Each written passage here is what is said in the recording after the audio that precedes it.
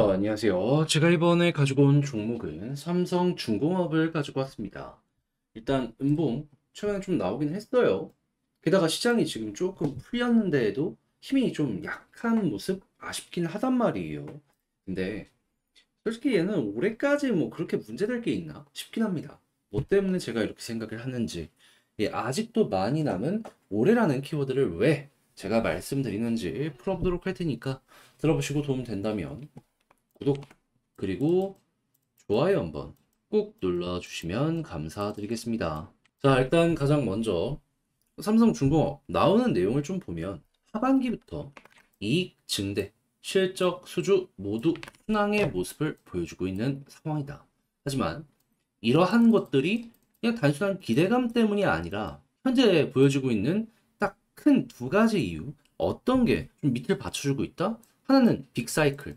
그러니까 배들이 많이 만들어진 시기가 1980, 90년대 그리고 2010년대인데 배라는 게 무한정 쓸 수는 없잖아요.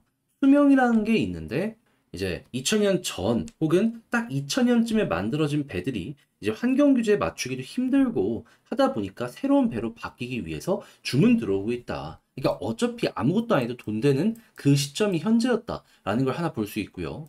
그리고 이제 두 번째 같은 경우에는 이제 이쪽 시장 관련해가지고 점유율 50% 이상 차지하고 있었던 게 중국이었거든요. 물론 고부가 같이 LNG는 한국이 최고긴 했습니다. 그럼에도 불구하고 중국을 무시할 수 없었는데 지금 미국 쪽에서 중국을 계속해서 압박하는 모습이 보여지고 있죠. 하다 보니까 선주들도 생각을 할 거 아닙니까?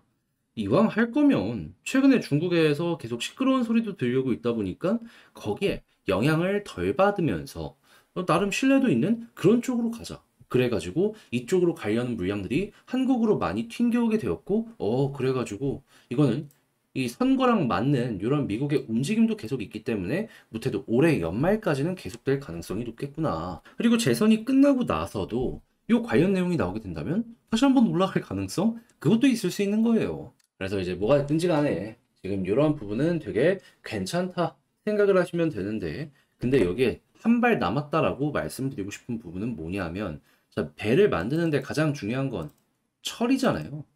그 중에서도 가장 큰 원가를 차지하고 있는 것 중에 하나가, 근데 이 후판 지금 어떤 얘기다? 계속해서 저가 후판이 한국에 물밀듯 쏟아지고 있다.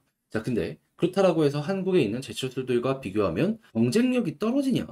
제품의 퀄리티가 떨어져? 아니라는 거예요. 특히나 지금 중국 쪽에서는 봤잖아요. 그 50% 넘는 점유율을 차지하고 있기 때문에 규모의 경제가 만들어지고 있는 거. 근데 여길 넘어서 일본까지도 엔저다 보니까 싸게 만들어질 수 있어서 야, 중국과 가격 경쟁력이 어느 정도 맞는 일본 것까지 한국에 들어오고 있네. 이게 보여지고 있는 거예요. 그러면 여러분, 당연히 지금 이제 협상을 진행을 해야 되는데, 이 조선소 입장에서는 요거 조금만 깎더라도 영업 마진이 어마어마하게 올라갈 수 있는데 양보를 쉽게 안 하려고 할 것이고, 이 제철소 입장에서는 저쪽이 가지고 있는 키가 너무 많네. 그럼 우리가 좀 양보를 해야 될 수도 있겠다. 막 이런 얘기가 나올 수밖에 없겠죠. 그러면 이러한 부분들 때문에 이 제철소들 같은 경우에는 머리 아프다 할 수 있긴 합니다. 하지만 우리는 뭐다? 조선소를 보기 때문에 조선용 후판 관련해가지고 올리기는 힘들 것이고, 뭐 여기서는 동결이나 소폭 인하 전망을 얘기하는데, 소폭 인하한다라고 하면은 뭐 중국산이나 일본산 쓰면은 순식간에 마진율이 확 올라간다고. 이런 부분들 때문에라도 현재 조선업 자체가 상당히 유리한 상황에 있는 중이다. 요거 여러분들이 참고를 해보시면 좋을 것 같습니다. 그리고 순수하게 실적이 늘어날 가능성이 높다는 부분 때문에 이렇게 올라가는 모습이 보여지고 있는 건데, 그리고 이 분위기가 앞으로도 유지되고 큰 이슈 하나 남아있는 상황인데, 이게 계속 안 좋기만 하다가 끝날까요? 그건 아닐 가능성이 높겠죠. 했을 때 수급을 딱 보면 제가 계속 강조드리는 건 무엇이다?